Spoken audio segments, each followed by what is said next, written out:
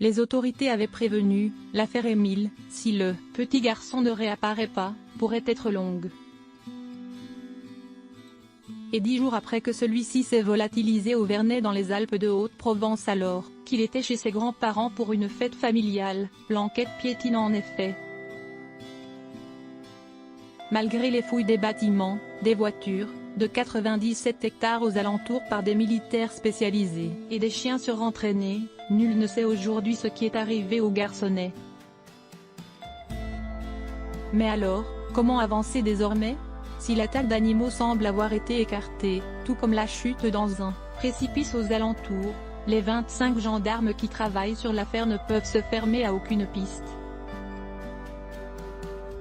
Et s'apprêtent donc à se lancer dans un travail de grande ampleur, recouper les témoignages avec le bornage des téléphones, qui étaient présents dans le village pendant le week-end et surveiller les données des opérateurs, désormais au niveau national.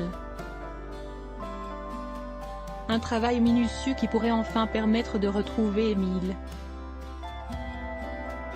Mais qui pourrait être long, selon les principaux concernés et nos confrères de BFM Télévision, plusieurs semaines pourraient être nécessaires pour tout comprendre. Un timing confirmé par la justice, qui a transformé l'enquête en flagrance censée régler des faits rapidement, en une enquête préliminaire, qui permet, sur un temps bien plus long, de comprendre ce qui s'est passé. Et ce n'est pas tout, puisque les enquêteurs se seraient rendus compte il y a peu que plusieurs personnes présentes dans le village ce jour-là n'ont pas encore été interrogées. Pourront-ils trouver chez elles un élément qui déclenchera la résolution de l'affaire ? Pour le moment, difficile de le savoir tant l'enquête paraît encore embrouillée. La famille du petit garçon, en tout cas, est rassemblée dans la région pour attendre des nouvelles. Très pieux, ceux-ci se réfugieraient dans la prière et feraient venir un prêtre tous les jours pour tenter de ramener leur petit garçon.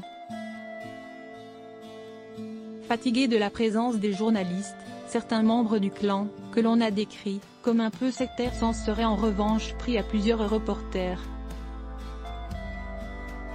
Une tension qui montre que les 10 jours d'enquête ont été difficiles à vivre pour eux comme pour les habitants du village.